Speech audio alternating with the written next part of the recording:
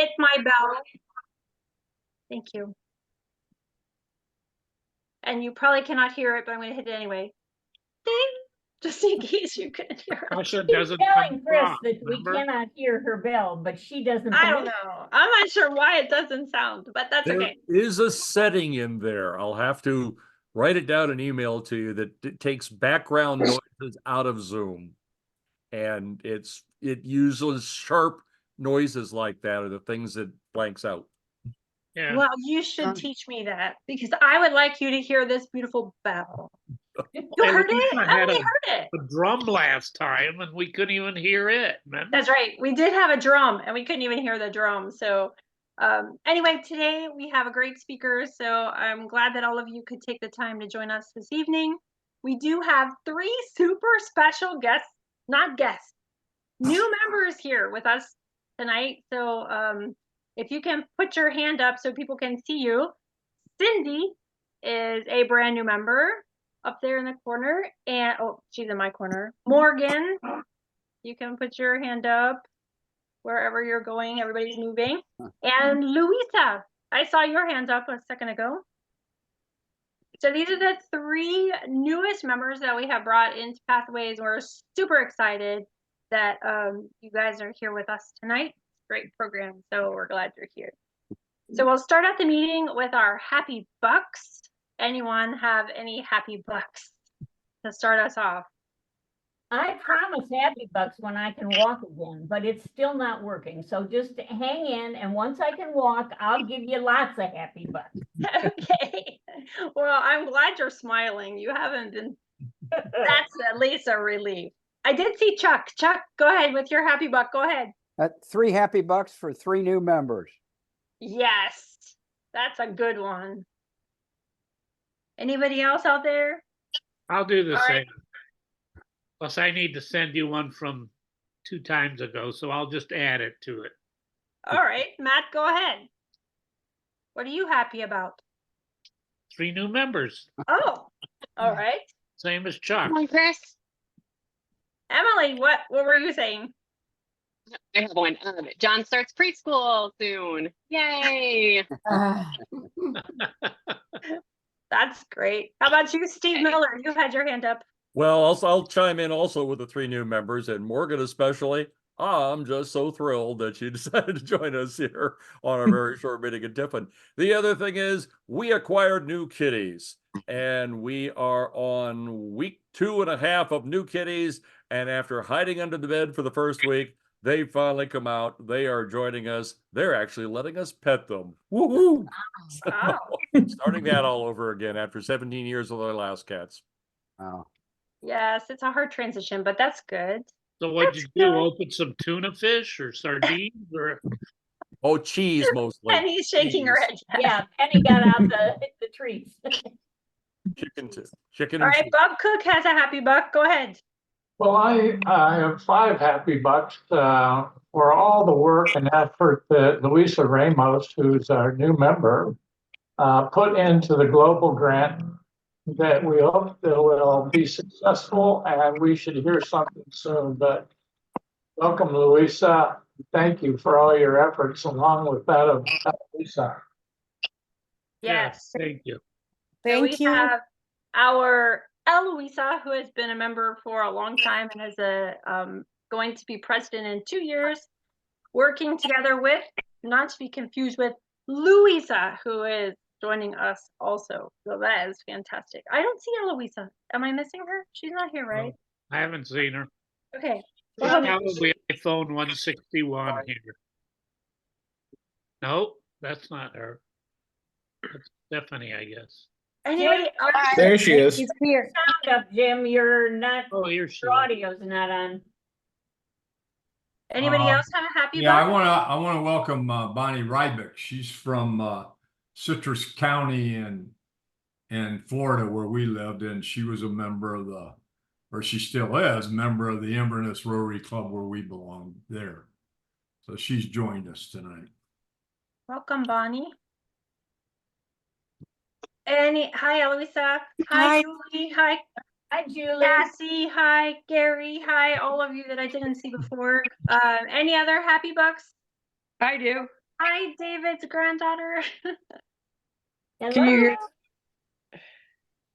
All right, Can you well, hear we'll me? keep going then. I have something that I'm super happy about. And these strange envelopes show up in my mailbox from time to time. But since our last meeting, I have had a little batch of very great news arrive in my mailbox. So we'll start out with this one, which is a Paul Harris Fellow certificate for the first time for Ray Stewart. So this was made a $1,000 donation to the Rotary International Foundation. So his lapel pin is here and his certificate for becoming a new Paul Harris Fellow. That's very exciting. Is Ray here? I didn't see him, right? No, but he will be at district conference. So Yes. you can bring that when we go up to district conference. I am planning on it. And then, because I needed a really good reason to get Chuck Hoffine to come to the district conference, we got this pin, which I don't know if you can see it very well, but it is a Paul Harris Fellow pin with one blue stone, which means that he was already a Paul Harris Fellow, but has contributed an additional large donation to the foundation. So this was in recognition of that. So now you have a new lapel pin, Chuck. Congratulations, and thank you so much for giving to the Rotary Foundation. So now you have to come to the district conference. Well, thank you very much. That's quite a surprise. Well, surprise. I'm not coming to Connecticut, so you need to come to Florida. Okay. All right. The news keeps getting better because there was another envelope that came, and this one was a Paul Harris Fellowship lapel pin with two blue stones.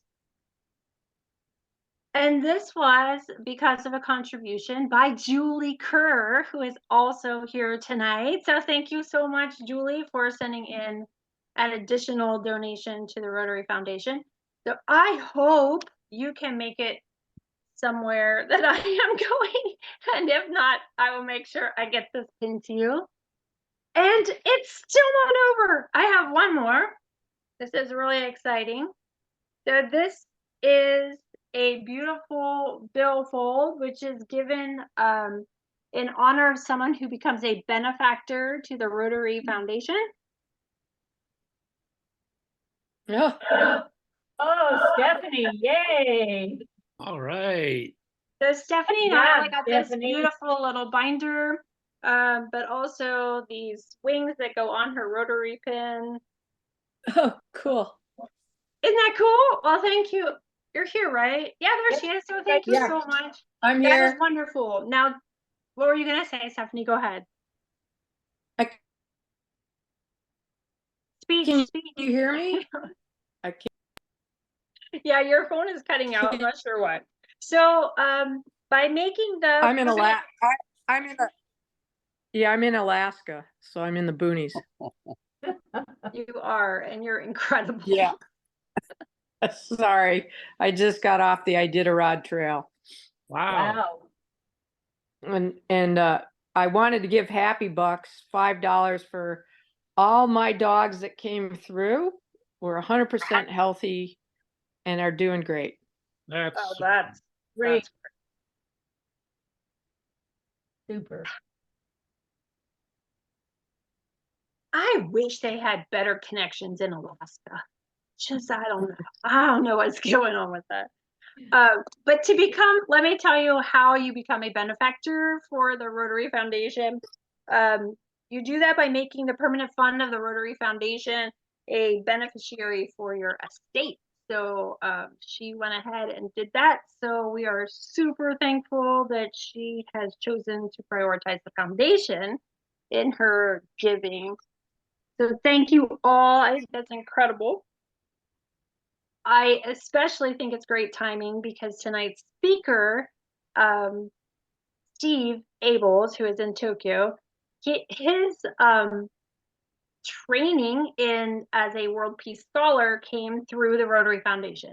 So it is donations like these that help fund programs like the one that Steve was able to participate in a few years ago. So anyway, thank you so much to all of you. If you have not prioritized the Rotary Foundation and you would like to give a donation to the Rotary Foundation, you go to rotary.org and you can easily connect to the foundation through their website. So please do that if you haven't already done that. If you haven't become a Paul Harris Fellow, consider it. Also, your Happy Bucks are what is going to fund our programs here at Pathways Rotary. So if you would like to do any donations to Pathways directly into our programs, you can do that on a donate button on our webpage, and it's very visible at the top of the page. So monies now are going to the water project.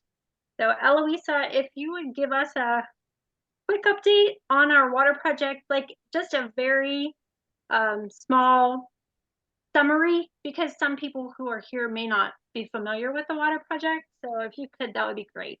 Yes. Thank you, Chris.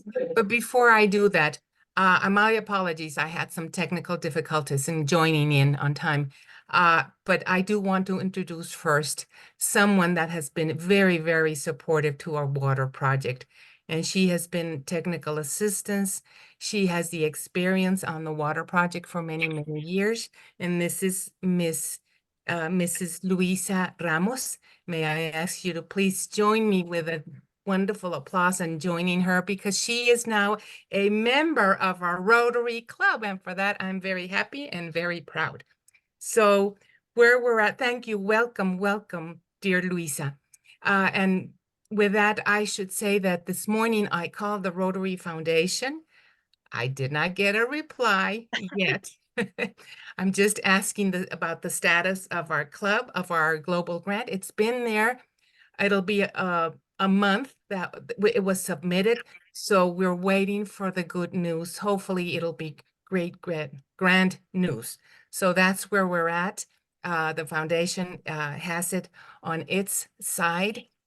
So we're waiting for that reply from them. So that's where we're at.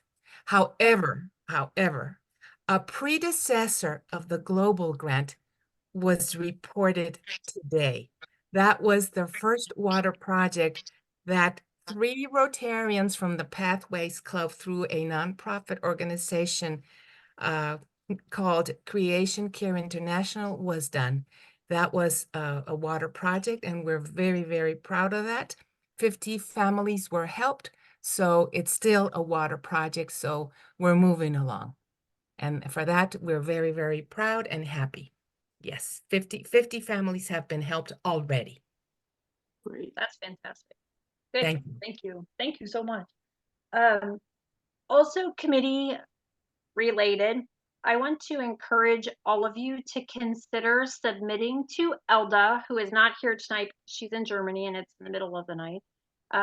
Elda is the one who coordinates all of our programs that take place throughout the month. So these are the links that you get, the links that are posted on our Facebook page to virtual programs. So you can watch them anytime you want. They're on a very, very wide range of topics. Elda puts those together and puts them onto the webpage for us, but she needs ideas from people. So if everyone would contribute in trying to identify a program and send that to Elda, that would be really, really most helpful to her. The guidelines for those virtual programs are that they need to be less than or around 20 minutes long. They cannot have any kind of political slant or religious slant. The best place to find those types of videos would be on YouTube, because it's just easy to put the link out there. So if you can, please try to consider finding 1 or 2 programs that could be part of our monthly smorgasbord, if you will, of programs offered by Pathways. That would be great.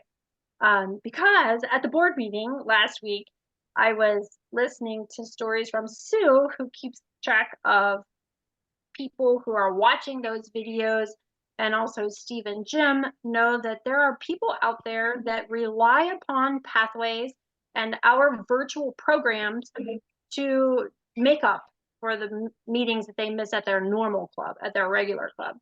So those members, which I think is really cool, a lot of those members will actually make donations to the Pathways Rotary Club in lieu of eating lunch and attending a regular club meeting.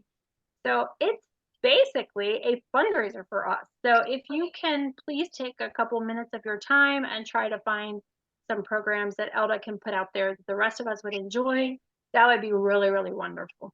Steve, did you want to say anything more about that since you are the past Elda and this was your wheelhouse? No, I think you did just great. That's really it. You know, but the only other thing is, we've had a couple of programs suggested that, you know, were really advertisements for some kind of product. So please don't do that. If it's got an ad at the beginning or something like many things on YouTube do, that's no big deal. But, you know, TED Talks, through the TED Talks have been a great place to find something. And almost everything that's on the TED Talks site is also available on YouTube, so we can post it.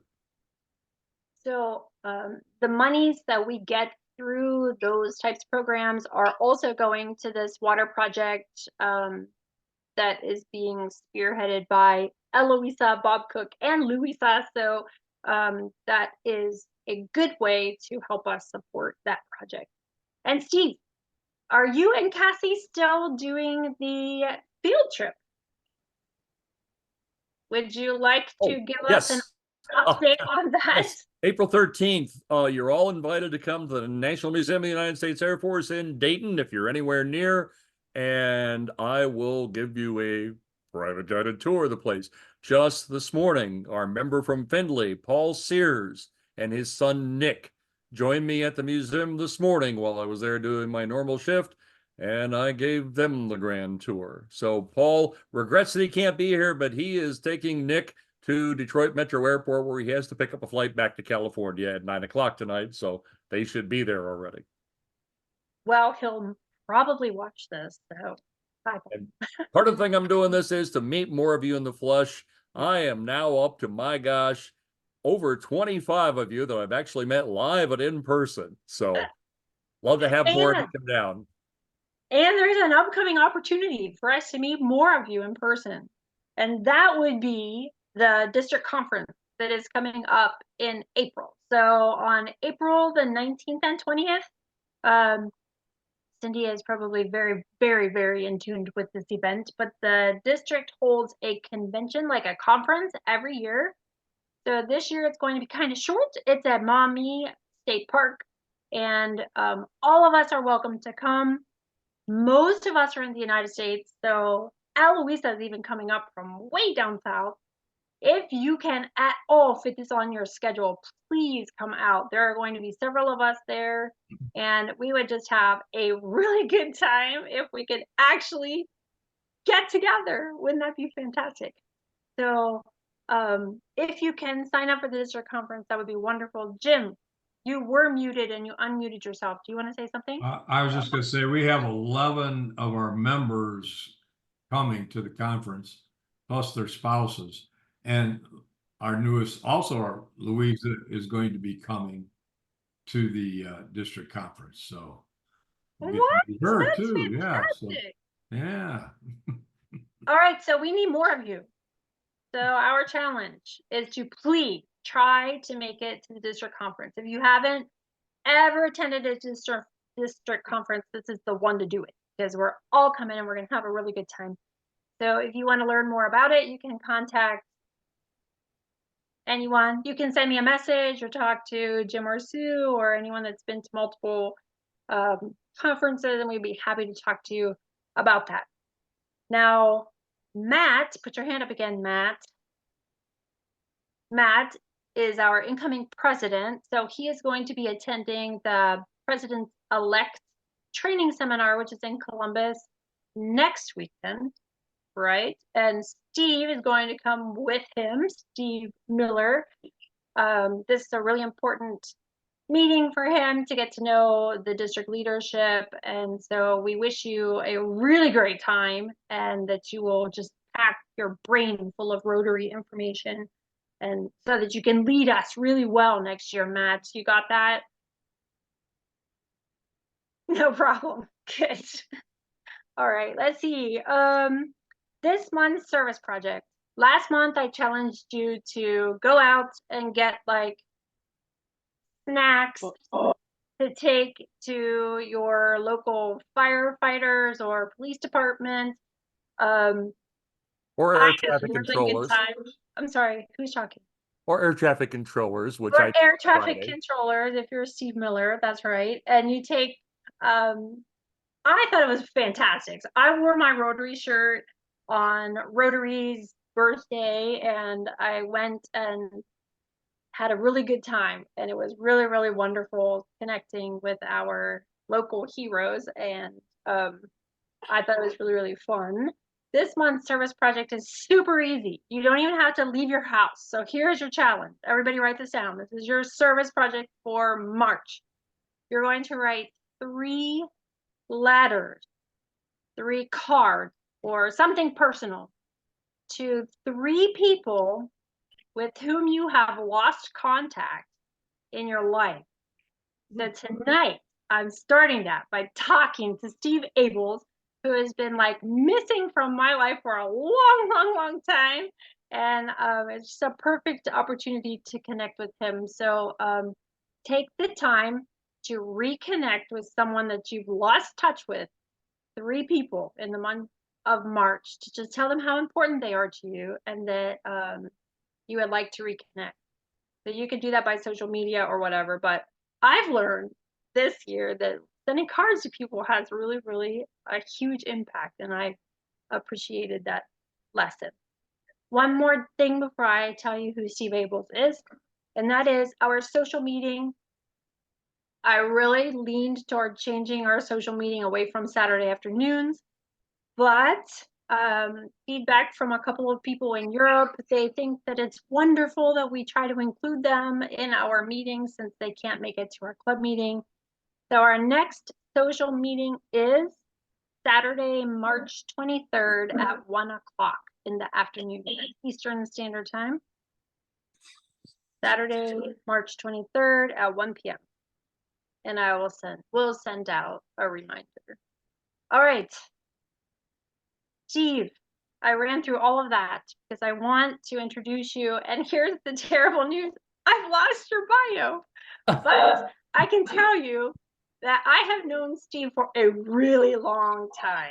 Steve was working for the International Visitors Council in Columbus, Ohio, when I was on the board of directors. And that is how I met you. And International Visitors Council served in a lot of different ways, but mainly with internationals coming into our city and into this metro area. And then they were very active in Washington, D.C.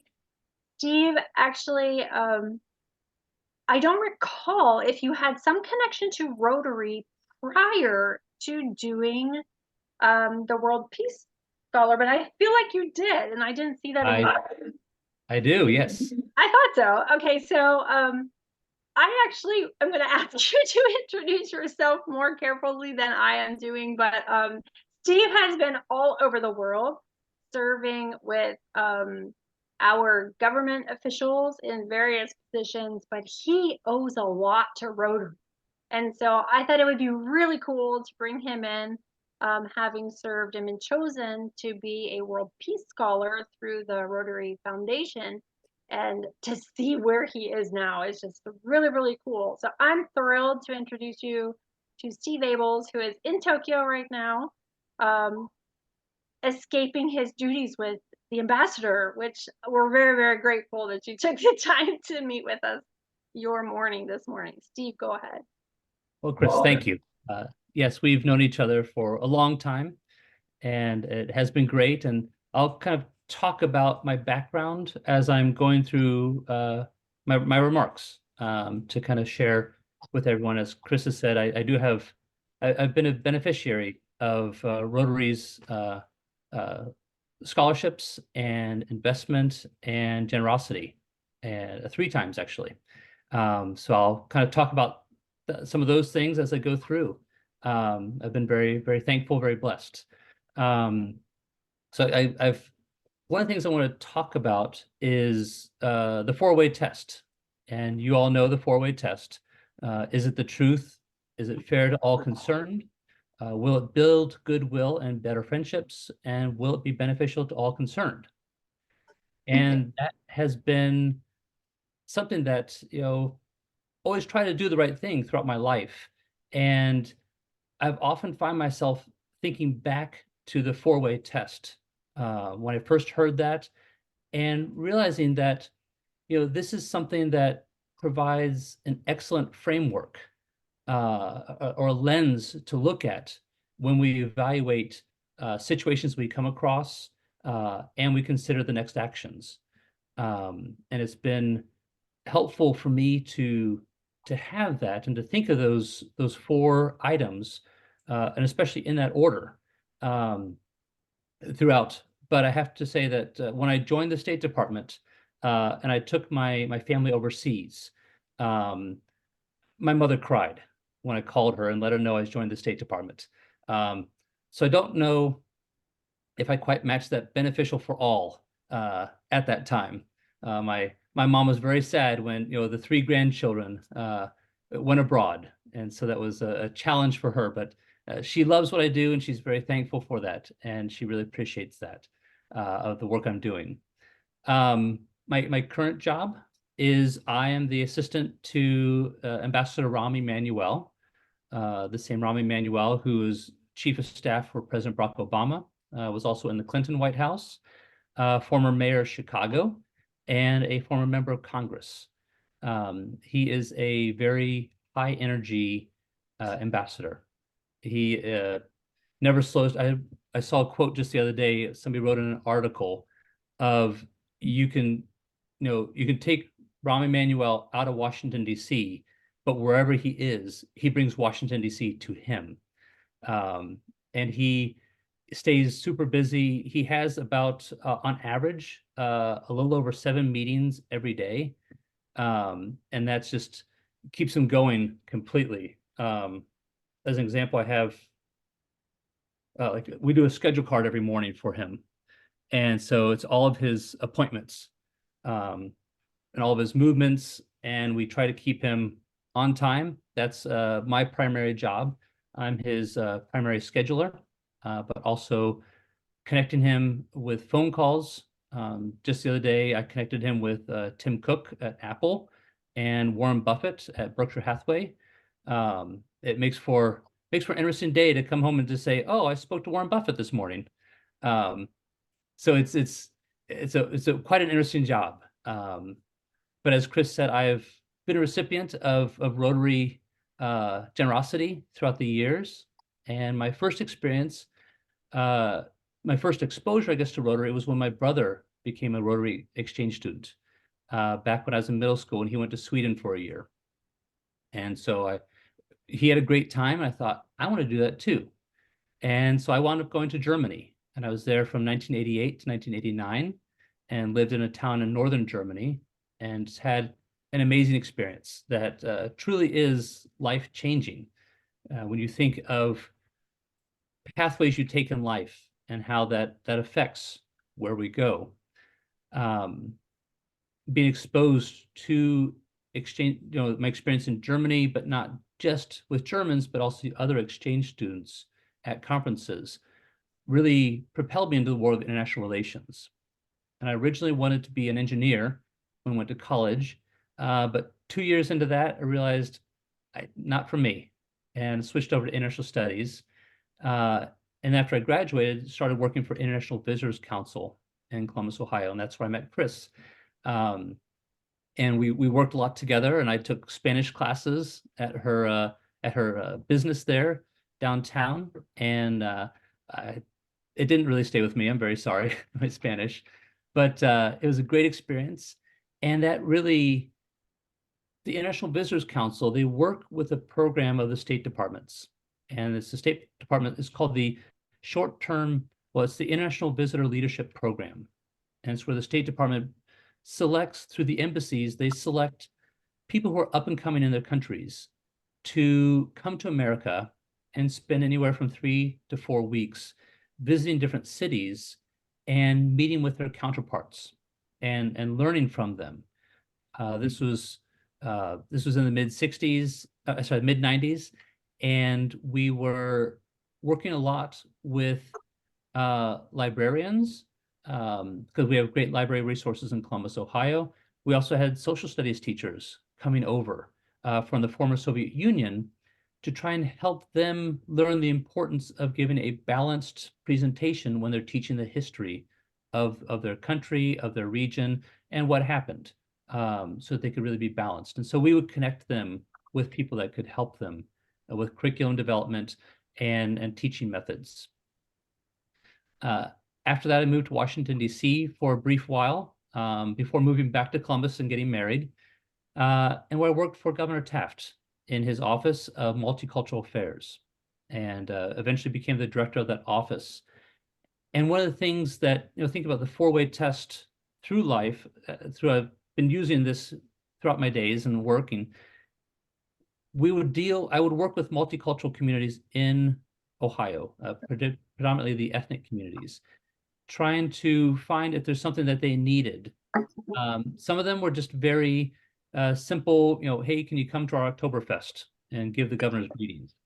But other times it would be something more like we had the Liberian community came to me one time, and they said, we have struggles that we have.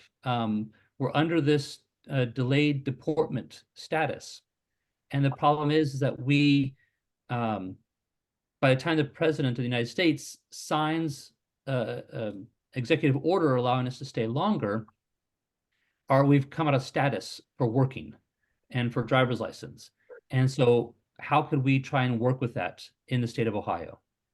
And so I get involved with the Department of Insurance. I got involved with Commerce in Ohio and trying to find if we can make a better solution for them that they could continue working even if they're technically out of status. Because we knew it would be renewed, and it's very disruptive on their lives if all of a sudden the boss said, sorry, you can't come to work for 2 months. And then when it comes back in, then they could work again. So it's a very, very complicated situation and involved a lot of people in the state of Ohio.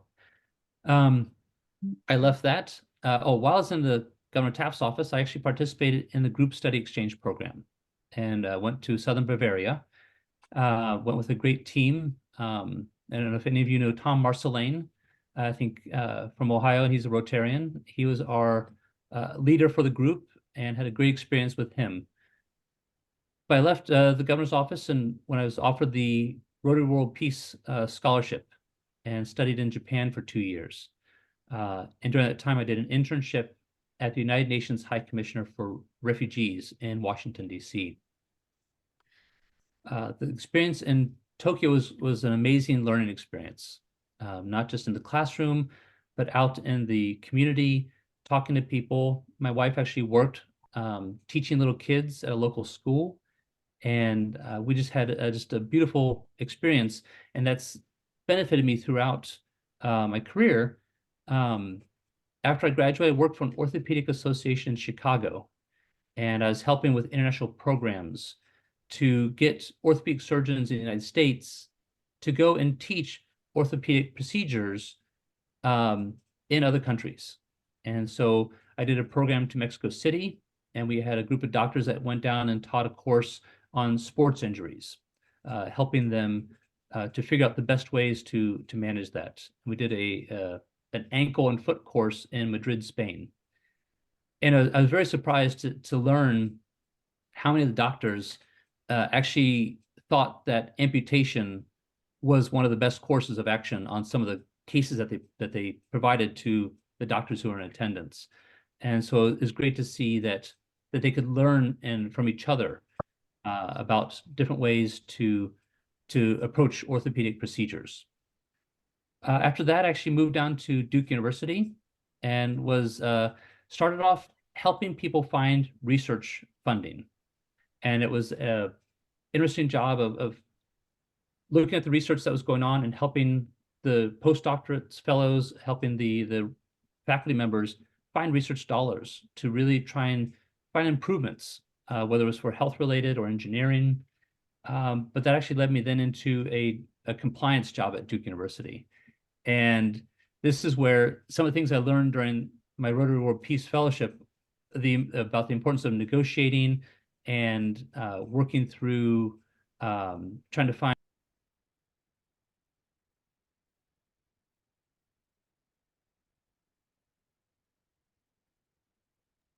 Steve, you hit your mute button. There you go. I think, yes, so something happened.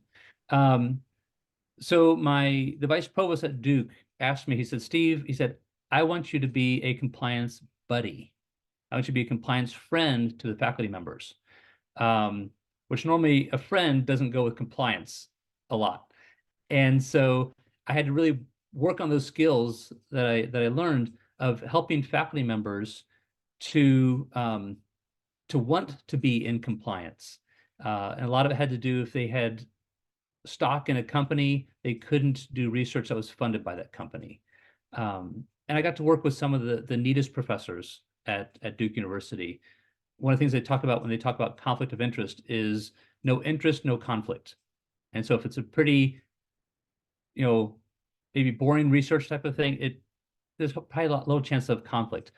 But the ones that were working in like cancer research, really, we had to work with them to manage any potential conflicts of interest. And so really working with them to try and think of, what is the truth?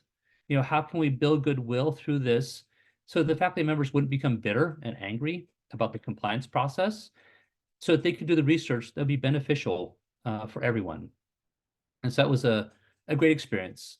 But the State Department and Foreign Service life was really a big interest to me.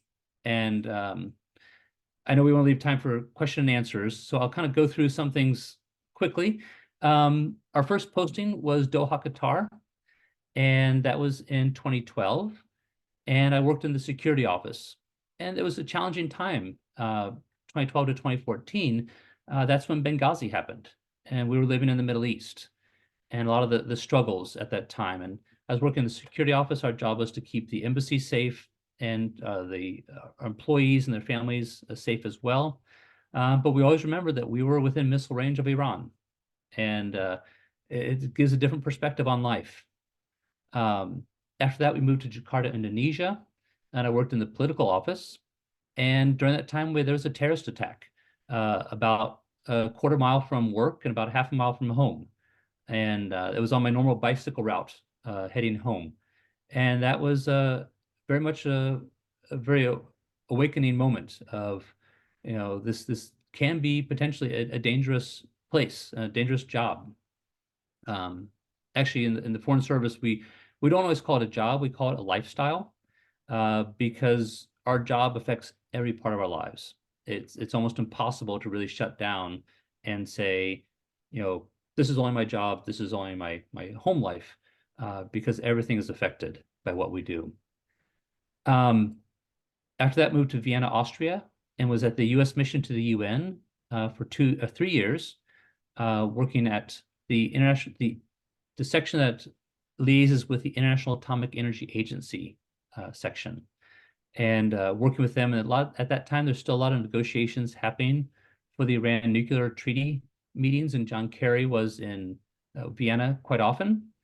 And then moved up to the executive office.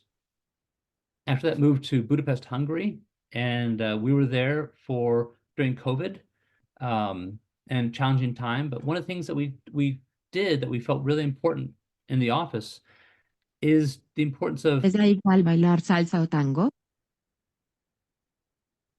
The importance is having open communication with everyone throughout the embassy.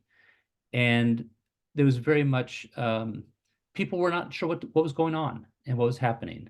And we had weekly town hall meetings where the leadership of the embassy would present the latest news, what we'd heard through our government contacts, what things were doing, how things were going.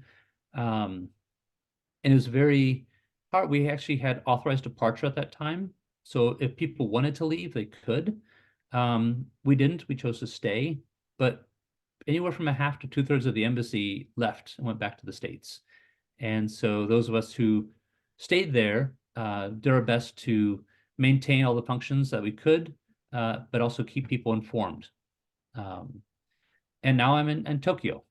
And it was I originally came to work in the economic office, but I got moved up to be the assistant to the ambassador.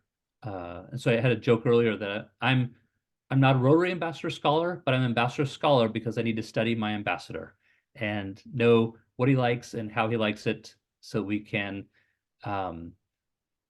give him all the tools he needs to go and succeed. And he has been a very effective ambassador here. There's been a lot of work that's been pushed forward because of the work he's done here. Three things that kind of addition to the 4-way test, kind of I've always had a desire to learn and to grow. I think that's very important throughout life.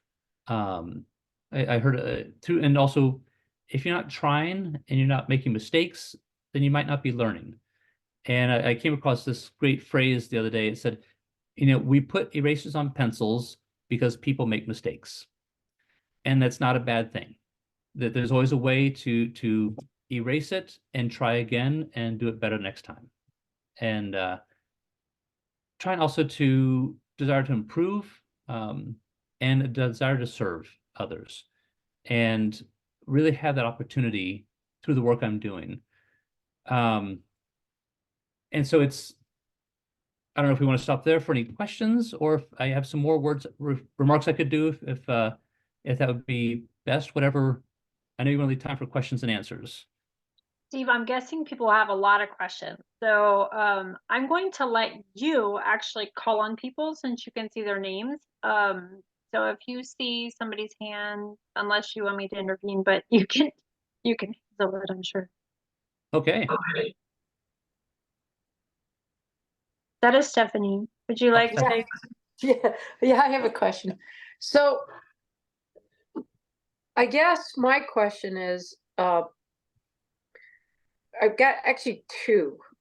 One is, you keep talking about supporting your ambassador. What are the main things you do to support the ambassador? And also, how much interaction do you have with the people outside of the embassy? Okay. Well, to support our ambassador, we put together a briefing book for him every day for his meetings for the next day. He gets invitations all the time for speaking engagements. Does he want to speak to this group? Does he want to meet with this individual? And so we always make sure that we kind of vet through our internal process, and then we present to him and find out, do you want to make a speech here? Do you want to talk to this group? How much time would you like to have for this individual who wants to come in? And so we really try to make sure that we kind of monitor his time so that the time he's spending is very productive. And one of the things he likes to have is he wants a working lunch every day. And so he's meeting with business CEOs, he's meeting with members of the Diet, the Japanese Congress or Parliament. He's meeting with journalists, and we're trying to make sure that almost every minute of his day is as productive as can be. And so, but he has lots going on. There's lots going on. It's amazing to see him work. He can be very abrupt and very gruff. But when he focuses on something, he is, just the things he's thinking of, the perspectives he has is just incredible to watch. And so trying to help him to be able to have those times when he can do that is the best. Like every night I text him what his first appointment is for the next morning, so he knows. And different times I say, hey sir, you need to leave in 5 minutes for this event. So really that's my best how I try and support him and keep him on time and evaluate where he's going. Interactions with the community, we have quite a few. We have opportunities we can go and speak at schools or speak with different groups. And so at every post I've been at, I've been able to speak to college groups and high school groups, talking about the Foreign Service. Sometimes they're Americans who are abroad, and I'm talking to them that way. Sometimes they are locals and I gave a talk in 2023 to a group of Japanese students about kind of my experiences through life and my recommendations for them. And it was a great opportunity to talk to them. And they actually sent questions by email later on, and I answered even more of the questions that way. And so it's been really good that every post we've had, we have interactions with locals. Sometimes it's some posts are harder. When we were in Qatar, I think the whole time I was there for 2 years, I maybe met 3 true Qataris. Because 85% of the country, of the residents of Qatar are from somewhere else. Only about 15% are Qataris. But then we took a trip to Oman. And one of the things we read about is they said, the Omanis will be driving your taxi. You will meet Omanis. In Qatar, a Qatari would never drive a taxi. And so different countries have different experiences. And it's always been really neat to get to know the locals and hear about their experiences and how things are from their perspective. Have you gone into any Rotary meetings in these other countries? I have not yet. Okay. Yeah, So if we can get him to join a Rotary club, he probably would. Nice. Thank you. yes. Any other questions? Steve Steve. Miller. Yes. Well, Steve, I just wanted to ask, I've been reading a little bit about what's going on down in Haiti right now. And I heard that they took a lot of the embassy staff out, and I just have not been able to find out, did they take all of the embassy staff out? Are you aware, or can you talk about that at all? I don't think that they've taken everybody out. I think that there's probably still a core group. I saw that news report as well, and I believe that they removed the families were evacuated. The spouses and the kids, and probably at every post we have a list. It sounds pejorative in some way. We have the essential staff and the non-essential staff, and this is a list. We maintain it all year round, because in case something happens, we need to be able to know who has to stay and who's free to leave. When we draw down an embassy, we have to be very careful, because there's certain services that we need to continue to provide, and we need to be able to continue to provide consular services for Americans who might still be in country that would need those services. To actually close an embassy is a pretty serious matter. And so we typically draw down as small as we can.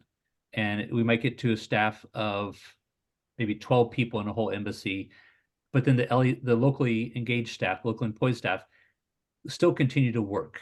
And so they're helping us through things as best as they can. But it's a struggle, because our locally employed staff are also dealing with hardships, and their families might be in danger. They might be targeted because they work with the Americans. And so we try to be very mindful of how we approach embassy closures or drawdowns. And is it true that still U.S. Marines are stationed at nearly every embassy as security staff? I believe at every embassy they are. They're not at all the consulates. We have some places that we call them lock and leave, which means that the last person who leaves turns on all the alarms, locks the doors, and then leaves. But here we have Marines on duty 24 hours a day, 7 days a week, and they are phenomenal. They actually take time away from their career in the Marines to volunteer to be on the program to serve at the embassies, and it's a 3-year commitment for them, and they rotate every year. So I was just talking to a Marine the other day, and he's PCSing, which is called permanent change of station. He's moving soon. He doesn't know exactly when. He might get a week's notice, but he's excited. He's going to China, and it's great. And they're very energetic, very smart young men and women, and they're wonderful. We really like them. I got one last little minor thing. in your position with the State Department, are you guys on the General Services schedule, the GS scale? We actually have a different scale. It's called the FS scale. Okay. And where GS scale goes up in numbers, like 11, 12, 13, 14, as you get promoted, ours goes the other way. Oh. So I entered as a 7, became a 6, then a 5. I'm a 4 now. And then it goes up to 1. And then above 1 is what's called senior foreign service. Okay. So yeah, it's kind of reversed a little bit. And it doesn't match up equally as well either. Okay, thanks. Yeah. Jim. James Hunt. I'd like to talk about your experience as a Rotary Peace Scholar. How did you get into the program? Why did you decide to get in there? What do you think you've learned from it? Did you benefit? And I hope all those answers are yes. And how do you use that in your job today? Yes. It was an amazing program, and it was something I was looking into. My brother actually brought the program to my attention, because he works at Duke University at the Duke Center for International Development, and Duke partners with UNC Chapel Hill to have a Rotary Peace Center there. And he pointed out to me, he said, "Steve, this is a great program." And I kept looking at it, and I thought, "Oh, this would be amazing." It's amazing scholarship, amazing program, working with students, other graduate students from all over the world. And one of the things I liked at ICU is the International Christian University here in Tokyo. It's in Mitaka, just outside of the 23 wards of Tokyo. There are a lot of students that are part of what's called a JICA program. And I can't remember what JICA stands for, but it's like probably Japanese International Cooperative Agency or something.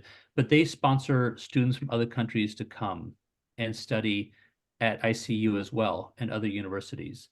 So I was working with other graduate students from Malaysia and Indonesia and Vietnam, and really got to learn a lot from them. One of my favorite classes was a comparative study about public administrations around the world. And in the middle of that class is really interesting. That's when my absentee ballot arrived. And I was able to say, so this would have been the election in 2004. And I brought that into class and I showed them what it looked like. And it was so interesting for me because they said, can we vote on your form? I said, no. I said, that's a privilege for me, as a right for me as a US citizen to do that. Well, can we do a class vote and we tell you how to vote? I said, no. I said, why? And they said, we get a new president in Indonesia. We get a new leader in Malaysia. What does that do to the world? That doesn't do hardly anything. When the American president is voted in, that has worldwide implications and effects that ripple through the whole world. And they said, we feel that we should be able to vote for your president. I thanked them for their sentiment, but I said no. But it was a neat experience to work with in a graduate program where you're really delving into peace studies, and to hear the different perspectives of students from all over the world, and to be outside of America studying that really was beneficial to allow other voices to be heard in stronger ways. And so it's really helped me in my work now, and in my other jobs as well, working with different cultures and trying to understand them better. So one of the things I tell students, I'm always telling them when I'm talking with them, the importance of having a certain comfort level with ambiguity, because we move every 2-3 years in our job, and you don't always know what to expect when you're going to the next thing. But to also practice, embracing change, because it's going to happen, but also to active listening, and to really try to spend time listening to somebody, and how much respect you can show in every culture if you spend the time to seriously listen to them and respond to them appropriately based on what they've said, it really helps to improve relationships and build friendships. Thank you. Anyone else have a question for Steve? We have time for one more question. All right, I have a question. Do you Okay.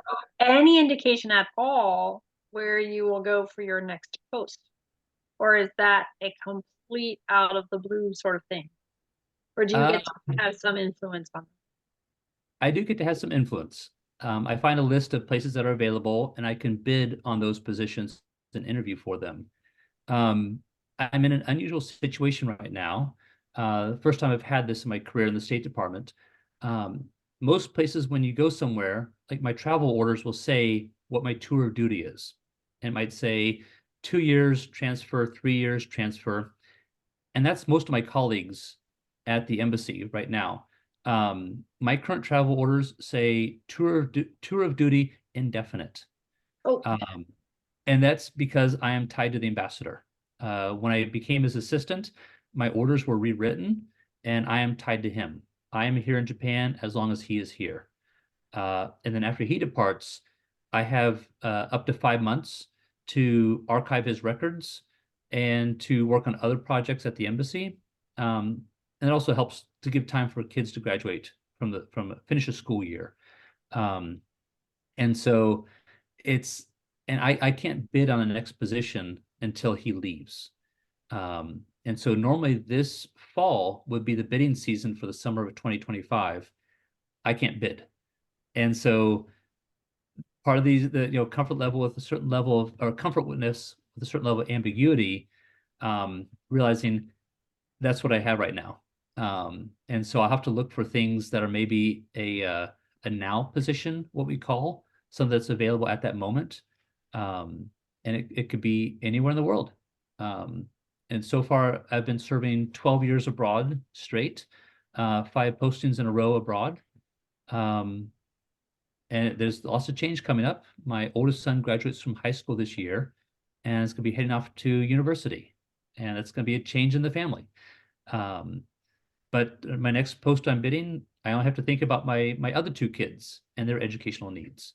So it's yeah, lots of things are unknown, but I know it'll turn out okay. it has been a real pleasure having you, Steve. I've seen lots of the comments. I hope you have too. Just 2 quick reminders. If you have time, Steve, if you could hang on the phone a little bit longer. If not, we get it. I think you're pretty busy and everybody recognizes that. But some people may have a question afterwards. I just want to give you 2 reminders. The service project this month, one more time, is your 3 letters. Reach out to someone that is important to you that you haven't talked to for a long time. 3 of those people this month. But our social meeting, please, if you can make time, it's 1 hour. It's a very unstructured, fun meeting where we get to really get to know each other better. If you could come at all, we would really love that. It's on March the 23rd at 1 o'clock. So with that, I'm going to adjourn the meeting. If you'd like to hang out for a little longer, that'd be great. Have a great month, everybody. See you soon. This meeting is adjourned.